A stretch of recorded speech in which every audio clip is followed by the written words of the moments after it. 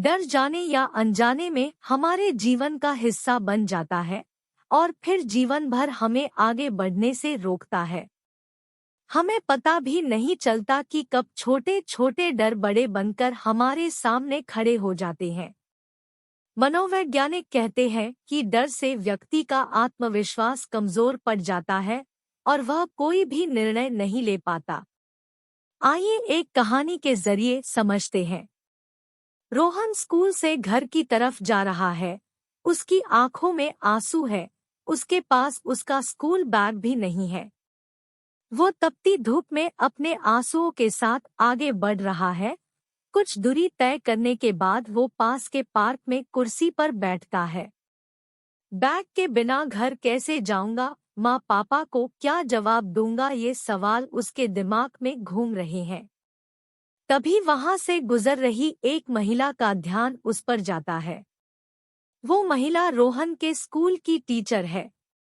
वो रोहन की यूनिफॉर्म देखकर समझ जाती है कि ये बच्चा उसके स्कूल का एक स्टूडेंट है। टीचर रोहन के पास जाती है। रोहन टीचर को देखकर हैरान होकर तुरंत खड़ा होता है। उसने अपने आंसू छिपाने के लिए गर्दन नीचे ही रखी है। टीचर रोहन को बैठने के लिए कहती है और खुद भी उसके पास बैठती है। क्या हुआ, आप रो क्यों रहे हो? टीचर ने हैरान होकर पूछा। रोहन ने कोई जवाब नहीं दिया। वो वही गर्दन झुकाकर बैठा रहा। टीचर ने अंदाजा लगाते हुए कहा, माँ या पापा ने डांटा। रोहन ने गर्दन हिलाकर ना कहा। तो दोस्तों के साथ झगड़ा हुआ? टीचर ने एक बार फिर अंदाजा लगाया। इस बार रोहन खामोश रहा। टीचर समझ गई कि रोहन का किसी के साथ झगड़ा हुआ है। टीचर ने रोहन के आईडी कार्ड पर उसका नाम देखा। रोहन, तुम मुझे अपनी परेशानी बता सकते हो? हम टीचर तुम बच्चों की परेशानियों को दूर करने के लिए ही टीचर बनते हैं, टीचर ने प्यार से समझाते हुए कहा। यह सुनकर रोहन रोने लगा और टीचर के गले लग गया। टीचर ने उसे समझाया और उससे उसकी परेशानी पूछी। टीचर के इतना अपनापन दिखाने के बाद रोहन को एक उम्मीद की किरण मिली और उसने टीचर के साथ अपनी परेशानी शेयर की। स्कूल की छुट्टी होने से 5 मिनट पहले रोहन अपना बैग पैक कर रहा है, क्योंकि छुट्टी होने में बस अभी कुछ ही समय बाकी है। तभी 4 लड़के उसके पास आकर खड़े होते हैं, जिनमें से 3 उम्र में उससे काफी बड़े हैं और एक उसी की उम्र का उसका क्लासमेट है। रोहन के क्लासमेट का नाम अरुण है। तूने मेरे भाई की शिकायत टीचर से क्यों की? अरुण के भाई ने गुस्सा दिखाते हुए कहा। वो मुझे परेशान कर रहा था, रोहन ने घबराते हुए कहा। हाँ तो शिकायत करेगा मेरे भाई की? अरुण के भाई ने गुस्से में कहा। इसको इतना समझा लिया, ये फिर भी अपनी हरकतों से बाज नहीं आता, अरुण के भाई के दोस्त ने गुस्सा दिखाते हुए कहा।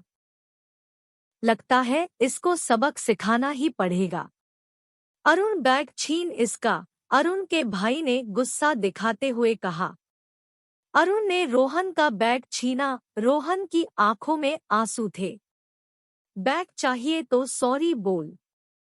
यह सुनकर टीचर हैरान हुई। उसकी आंखें नम थी, क्योंकि रोहन ये सब बताते हुए सुबक सुबक कर रो रहा था, जिससे उसके डर का अंदाजा लगाया जा सकता था। आपने सॉरी कहा? टीचर ने हैरान होकर पूछा। हाँ, पर फिर भी उन्होंने मेरा बैग नहीं दिया, रोहन ने समझाते हुए कहा।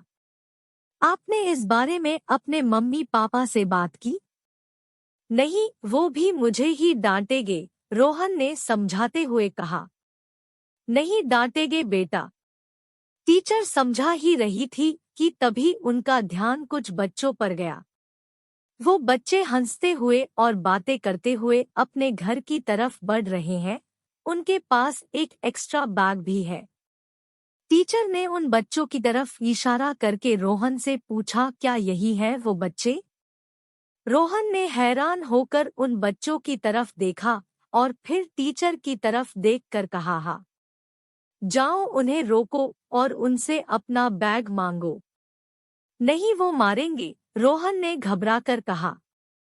रोहन, डर से भागते नहीं लड़ते हैं, तुम डरते हो इसलिए वो तुम्हें डराते हैं, टीचर ने समझाते हुए कहा। आप मेरा बैग दिला दो, रोहन ने थोड़ा भावुक होकर कहा। नहीं बेटा, अगर आज मैंने आपको बैग दिलाया तो कल फिर ये बच्चे आपके साथ ऐसा करेंगे, इसलिए आप उनसे अपना बैग खुद लोगे, टीचर ने समझाते हुए कहा। रोहन अपने डर के कारण आगे बढ़ने के लिए तैयार नहीं था, पर टीचर के बार बार समझाने पर उसने हिम्मत की और वो आगे बढ़ा। रोहन ने उन लड़कों को आवाज लगाकर रोका, टीचर छुपकर उन्हें देख रही है। रोहन उन बच्चों के पास जाता है और उनसे अपना बैग मांगता है। उसकी आवाज में उसका डर साफ दिख रहा है। ऐ तू फिर आ गया, बोला ना बैग नहीं मिलेगा, चल भाग यहाँ से, अरुण के भाई ने गुस्से में कहा। मुझे मेरा बैग चाहिए, मुझे घर जाना है, रोहन ने समझाते हुए कहा। अच्छा, बच्चे को बैग चाहिए, अरुण के भाई ने हंसते हुए कहा। यह सुनकर अरुण और उसके दोस्त भी हंसने लगे। रोहन शर्मिंदगी महसूस कर रहा है और सोच रहा है कि जब टीचर 2 सेकंड में उसे उसका बैग दिला सकती है, तो दिला क्यों नहीं रही। रोहन एक बार फिर हिम्मत करके अपना बैग मांगता है, पर इस बार भी वो लड़के उसे उसका बैग नहीं देते और एक दूसरे की तरफ बैग फेंककर उसका और भी मजाक उड़ाते हैं। पर इस बार रोहन को गुस्सा आता है और वो जबरदस्ती अरुण के भाई से अपना बैग छीन लेता है, हालांकि वो उन पर हाथ नहीं उठाता। टीचर ये देखकर खुश होती और भागकर वहां आती है, ताकि अरुण का भाई और उसके दोस्त रोहन के साथ हाथापाई ना करे। टीचर को देखकर वो चारों घबरा गए और सीधे खड़े हो गए। टीचर ने रोहन की तरफ देखकर कहा, गुड, आज तुमने अपने डर से जीत पाई। यह सुनकर रोहन टीचर की तरफ देखकर मुस्कुराया। तुम सब कल अपने माता पिता के साथ ही स्कूल आओगे, समझे, टीचर ने उन लड़कों की तरफ देखकर गुस्से में कहा। वो लड़के गर्दन झुकाकर वहां से चले गए। थैंक्स, रोहन ने मुस्कुराकर कहा। कोई बात नहीं, तुम ये बताओ तुम्हें घर छोड़ना है, टीचर ने थोड़ा हैरान होकर पूछा। नहीं, मैं खुद चला जाऊंगा, रोहन ने मुस्कुराकर कहा। ठीक है जाओ, टीचर ने मुस्कुराकर कहा। रोहन ने पीठ पर बैग टांगा और वहां से चला गया। रोहन अगर उन बच्चों से अपना बैग नहीं मांगता तो शायद कभी डर से लड़ना ही नहीं सीख पाता। बैग लेने के बाद उसके चेहरे की मुस्कान से अंदाजा लगाया जा सकता है कि उसका आत्मविश्वास कितना बढ़ा। हालांकि उसे एहसास है कि उसे इस डर का सामना आगे भी करना है, पर अब वो इसके लिए तैयार है। उम्मीद करते हैं आपको हमारी कहानी पसंद आई होगी। ऐसी ही कहानियाँ सुनने के लिए हमारे चैनल को सब्सक्राइब करें और वीडियो को लाइक और शेयर करना न भूलें।